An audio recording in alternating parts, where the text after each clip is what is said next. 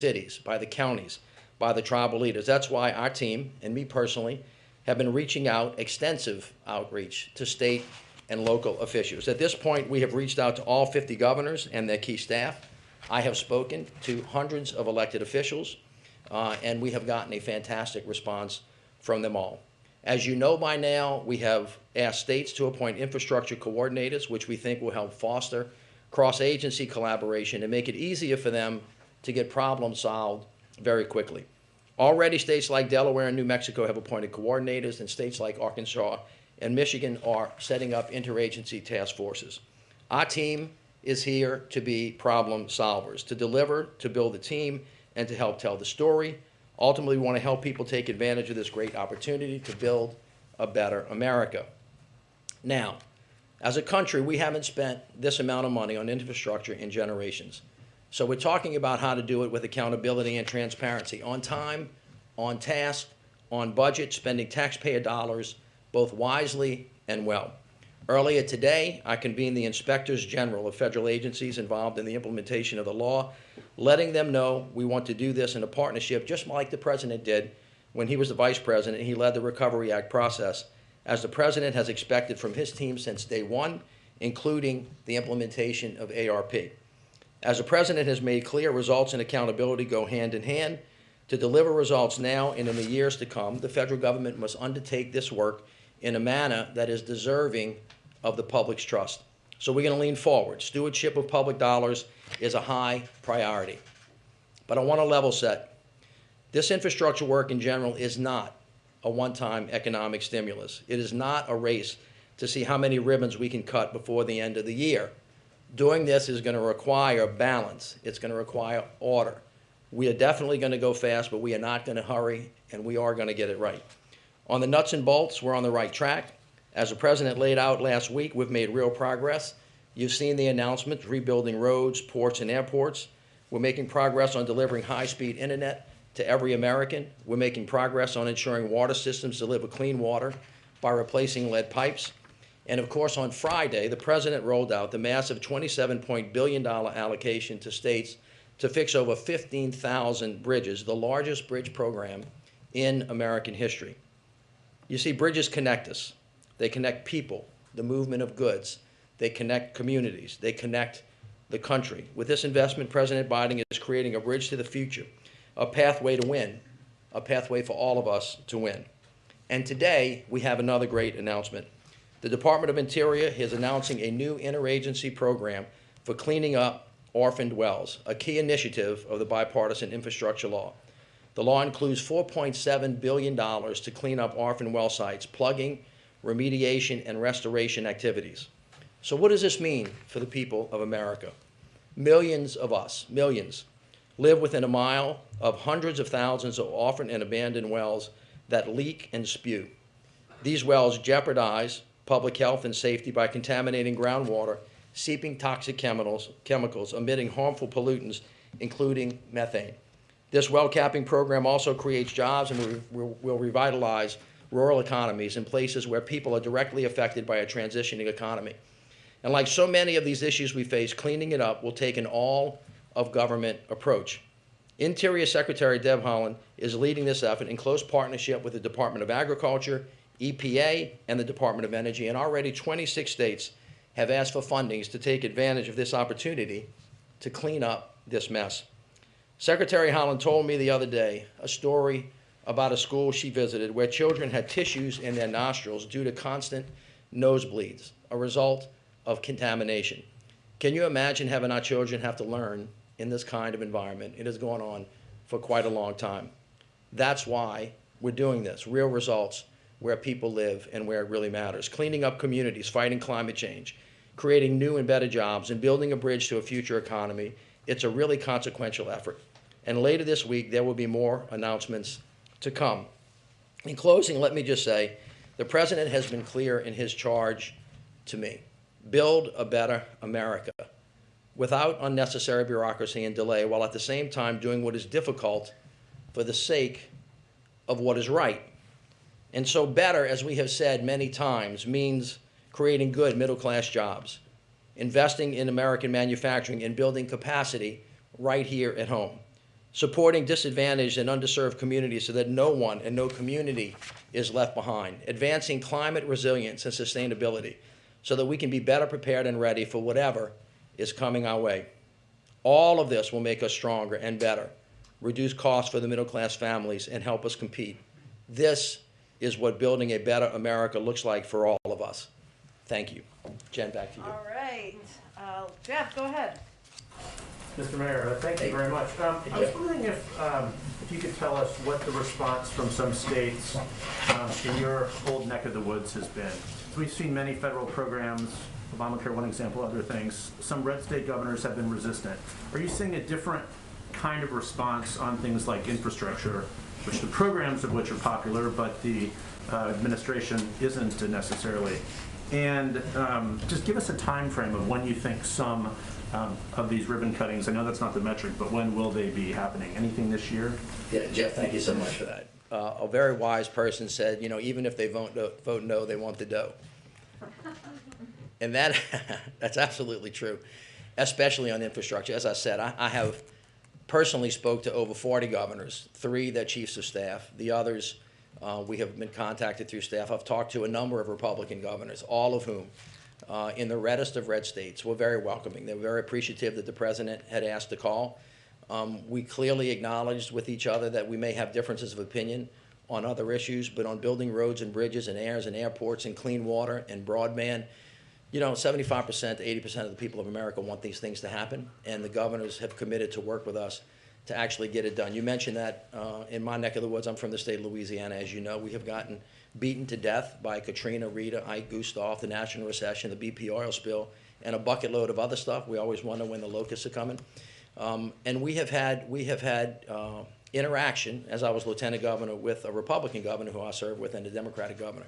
In both of those instances, bipartisanship really is at the forefront of these initiatives. There are going to be some differences, but at the end of the day, there really is common ground, and I feel very good about the willingness to lean forward and to do the things that all of our constituents need, irrespective of what party that they're in. In terms of turning dirt quickly, as I said to you, to level set with everybody in this room, because you will ask me about this from time to time, can you hurry up? When's the money going to get it to the ground? When are the first ribbon cuttings?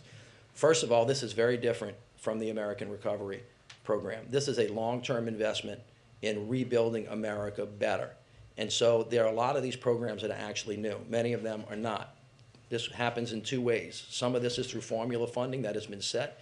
Every governor has received an indication of what the states are going to receive for the next 5 years, and that's across whoever's sitting in the governor's chair, so they can start planning today and actually start breaking ground as soon as they're ready to do that.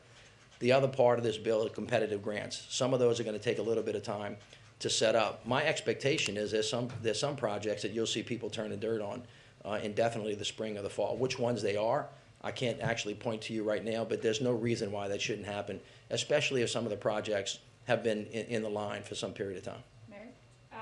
To that point, you know, the president promised shovel-ready projects. The administration hasn't yet been able to identify which of those projects might be getting underway soon. When will we get a better sense of what projects are coming? I can't give you an exact date, but as I said to you, with the announcements that have happened in the first 60 days, and you have a list of what those announcements are, so I don't need to repeat them, but you remember the investments that we made in ports and the investment that we just made in bridges and the ones that we sent out, the ones that Michael Regan sent out on clean water and clean air. The governors now have this money. On top of that, some of this money is fungible from the American Recovery Plan as well. So as soon as the governors and the legislatures decide where this money is going to go, and they do it with appropriate attention to equity, climate, using American products and other things of that nature, those projects shouldn't take long. However, it takes a long time to build a bridge. You know, you don't build a bridge in a day. Now, sometimes people in this town know that you can tear down things a lot quicker than you can build them, and they work hard to do that. In this instance, we're going to take time and do it right, but we're going to do it as quickly as we possibly can. Joey? Yeah, thanks, Mayor. I'm curious about the $66 billion for Amtrak. What is the process looking like in terms of spending those funds? Again, on the timeline, when do you think that those dollars will get out? And is it going to be, in terms of figuring out which projects, I know they have planning that Amtrak does, and a lot of it's focused on that Northeast corridor that travels up the Northeast coast. is that going to be a process that Amtrak itself figures out what they're going to spend, or is there going to be input also from the administration, the White House? How does that kind of work? Well, first of all, we're going to all figure it out together. Yeah. You can count on that. Secondly, just to make you aware of the scope of this project, it's $1.2 trillion. There are 14 agencies plus some that have some level of involvement. In many of these plans and programs, it takes 3 or 4 agencies to coordinate. And then there are some independent agencies, and Amtrak is one of those. As you noticed, they have $66 billion to do a really, really big job. And of course, you won't be surprised to know the president has a special interest in trains. And he will talk to you about it for a very, very long time, and he knows more about it than many engineers in an unbelievable way. We've started those conversations with Amtrak. You have rightly noted that the Northeastern Corridor is the one that needs immediate attention. The president, however, has also indicated that he's really interested in trying to make sure that we look at where the connections are that connect moving people that's cheaper, faster, and is also climate friendly. So we're in the process of kind of putting that together, and we'll have a plan in the not too distant future. Is that something that it could be started this year, or more likely something? I think a lot, again, I don't want to speak specifically for Amtrak. It's an independent agency. There are many things that can be started right now. And as I have said to you, in some of these models that we have in some formulas, that money has actually already been indicated and sent out of the door. So that's just going to be a matter of administrative work that we have to do. Nancy's Sure. going to be the last one. Go ahead. Hey, Nancy. Thanks, Mitch. Based on what you've seen so far, how many state governments have the capacity already to evaluate this huge number of projects all at once and determine which ones are most worthy of the funding? Because as we saw, for Right. example, with the American Rescue Plan, you might be very organized here at the federal level, but if they don't have the staffing and the know-how and the capacity at the state level, there will be bottlenecks. Correct. That is a fantastic question, and thank you for asking us. As you heard me say throughout this talk, it's all going to be about balance. How do you go fast and how do you get it right? How do you really try to do the right thing, but at the same time not go too slow? How do you deal with actually getting money to the ground quickly and making sure that people have the capacity to use it? Let me say this again to all of us who are younger than 80 years old. You have not seen this in our lifetime. And when we have tried to do this in the past, because we haven't spent a lot of time building up what I call downline logistics. You'll hear me say this many, many times. Sometimes up here in Washington, they want to create a cow, and when it gets down to the ground, it looks like a pig. And the point is to make sure that what we're trying to do down here gets down to the ground with the people from the ground up, understanding it, knowing it, analyzing, and working in partnership with them. One of the things that should be obvious to anybody in this country is that we have a capacity problem on the ground. Notwithstanding the current circumstance that we're in, even if the world were perfect, you have to say to yourself, are we ready to build this much stuff this fast? And the answer is if you triage it appropriately, if you plan appropriately, if you run to the fire, and one of the fires is, do we have enough people, do we have enough materials, and if we don't, how do we create workforce training programs, how do we build capacity, how do we manufacture products here, and you understand that this is a 5 to 10 year cycle, you can actually move into it if you do it intentionally and with thought. So to answer your very specific question, there are some states that have been in this business for quite a long time and have moved big stuff, and they're obviously more prepared than others.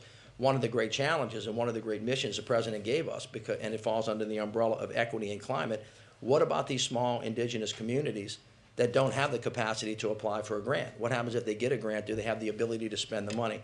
And our team has raised that up, all of our agencies, and says we've got to run to that fire, and we have to start building capacity on the ground level. And then how actually are we going to do that? What does workforce training like? What does the partnership with community and technical colleges look like? How is labor going to build apprenticeship programs to lift up people of color who have not been involved in this interest? And how do you create this virtuous cycle of success and moving in one direction? This is why, back to Jeff's questions earlier, if everybody cooperates, if everybody saves their fire for all of these hot button issues that we all tend to disagree with, and don't focus that on infrastructure because there's not a Republican or a Democratic way to fill a damn pothole, then we ought to be able to get all of this stuff done more quickly and better. And that, ladies and gentlemen, is what a better America looks like for President Biden. Thank you all very much. Thank you so much. I appreciate it. Invited back anytime, as I always like to say. Okay, all right, did this a little bit better this time? Okay, just have a couple of items for all of you at the top. I have a bit of a hard out at quarter of or 10 of, so we'll get around to as many people as possible. I know that many of you are tracking that we are about to reach our 1-year mark here in the administration, and we just wanted to note a couple of the points of progress that have been made that you'll hear the president talk more about and members of our administration also talk more about over the coming days. And you know how we love charts around here? So we have some charts that lay out a pretty stark contrast between where we started and where we are now. So just to highlight a couple of pieces. During the president's first year, we saw the most dramatic change in our economy of anywhere in the world.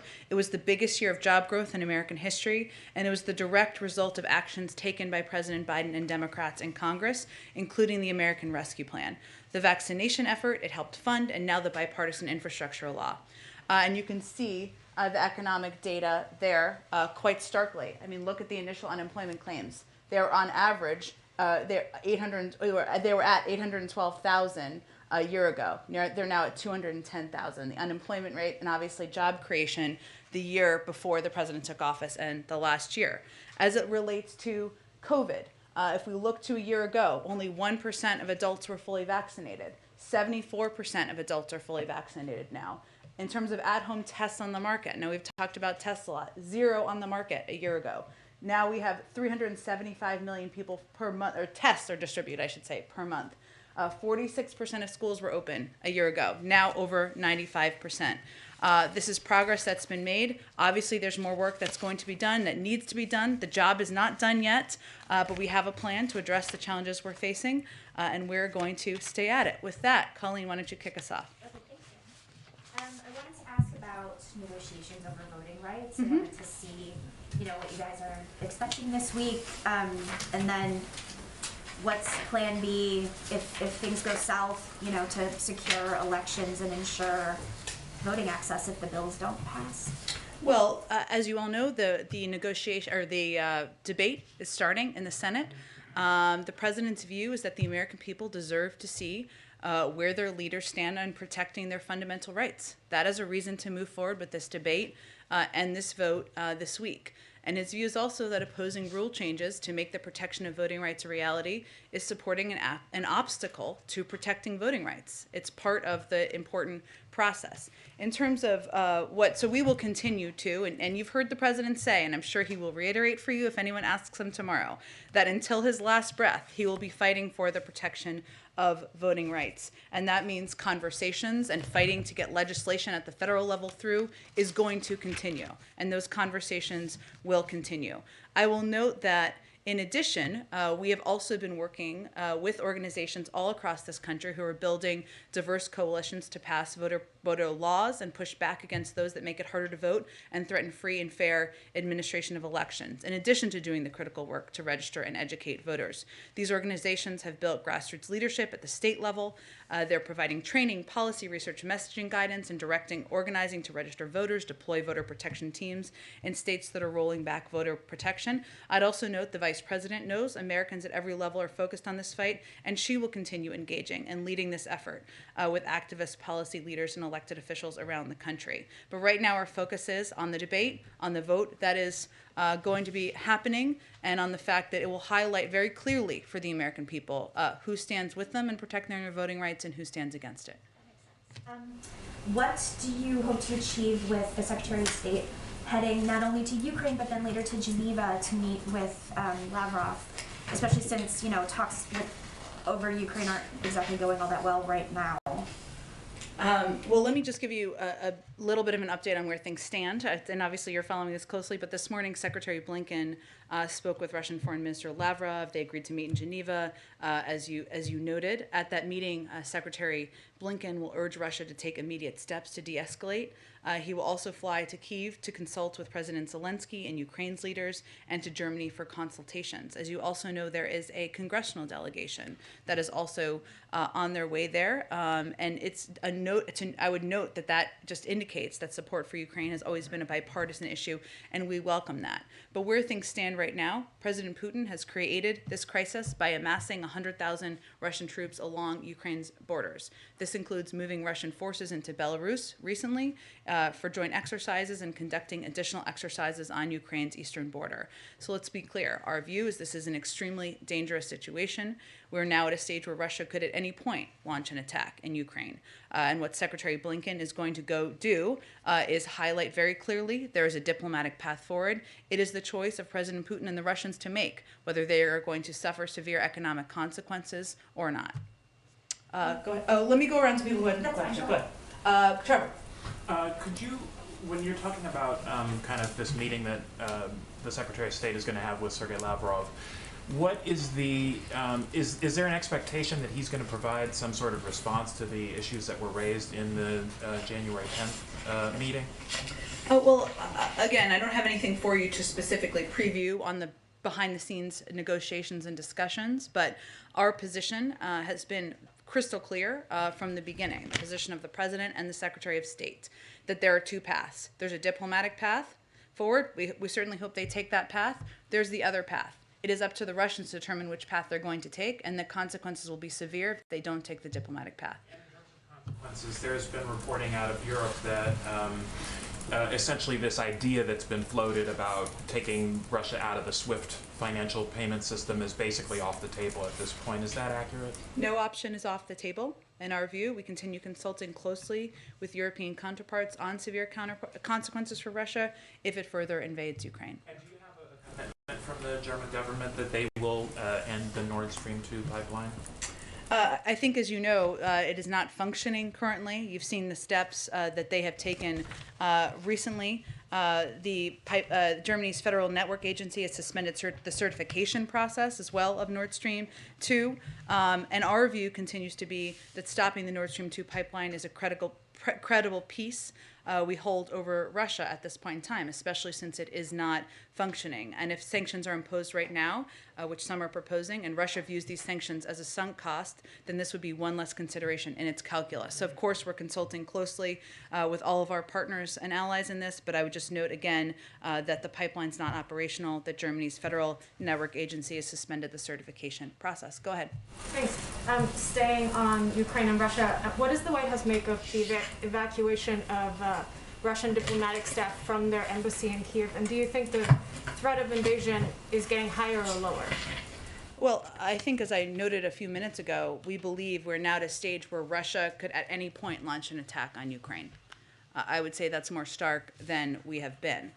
In terms of the decision to move to evacuate their embassy or to move personnel out of their embassy, we have information that indicates the Russian government was preparing to evacuate their family members from the Russian embassy in Ukraine in late December and early January. We certainly would refer you to them for more specifics about what their decision is, but we don't have an assessment on why in the meeting.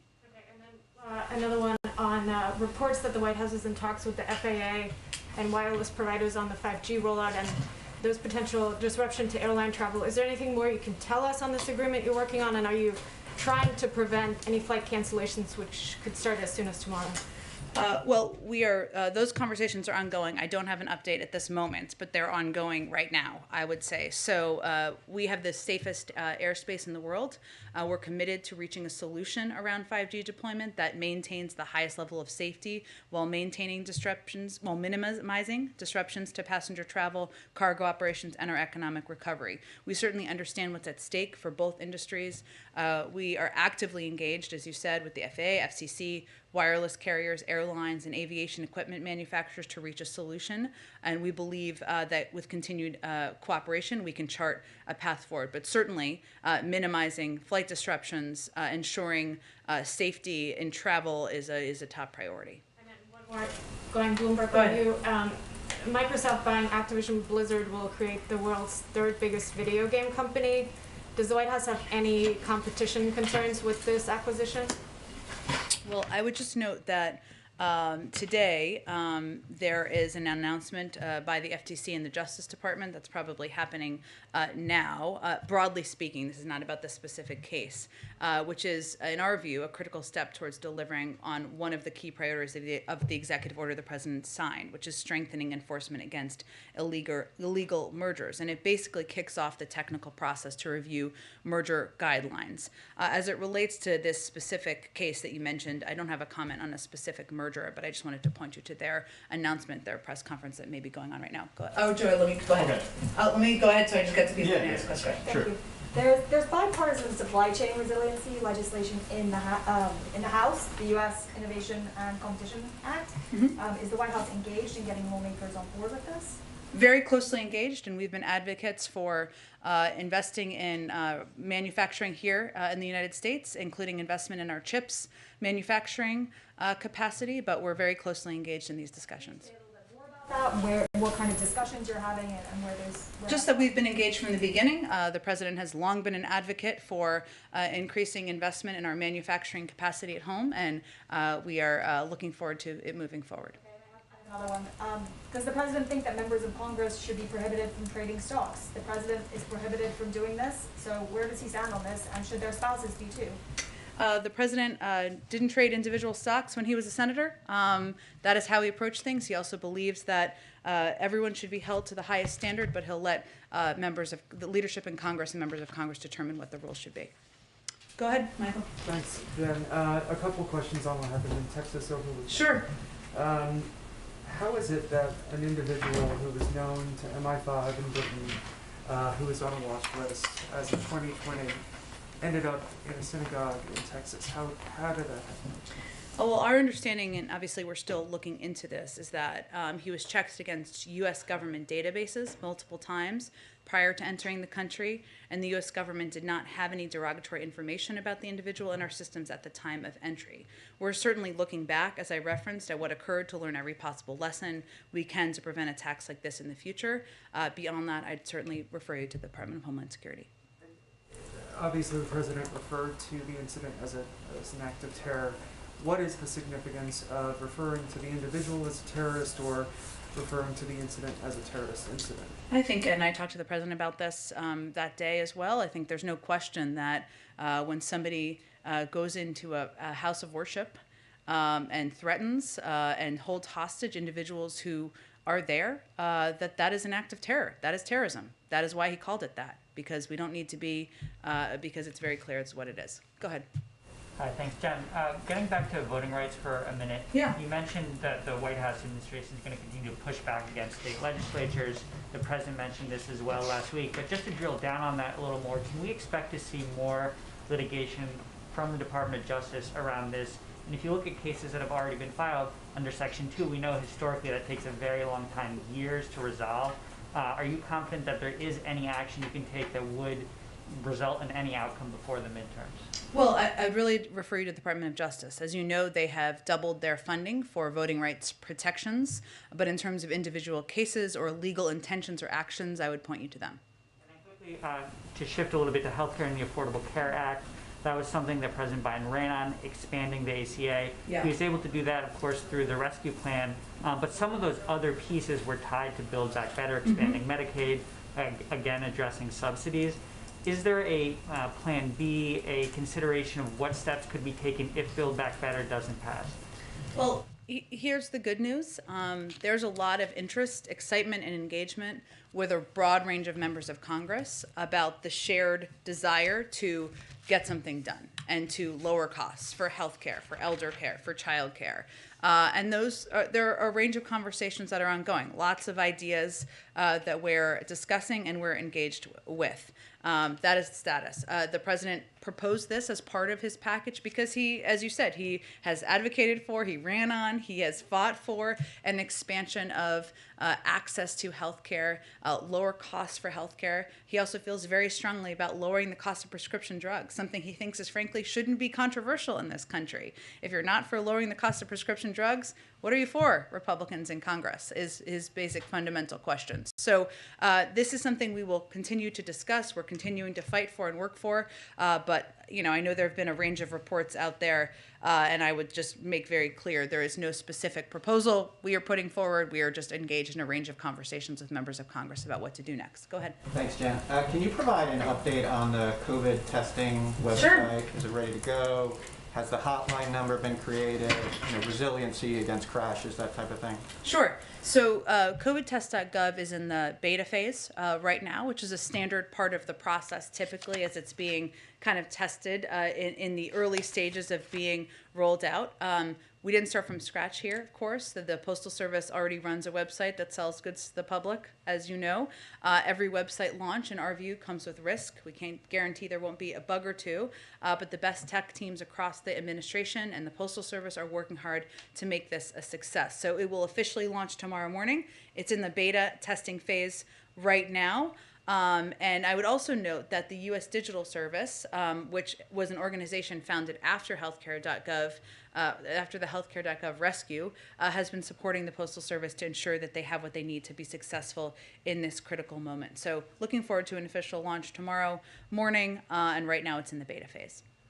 On Ukraine and Russia, I know you said that the United States is ready for Russia to engage at any time. I wanted to ask you, though, about the media narrative of the falsifying or alleging that Russia is going to say that Ukraine is going to attack Russia. Have you seen any indications of that? Has that narrative been put into work yet? We talked about this a fair amount on Friday because we've seen efforts to push that narrative in the media and in the public.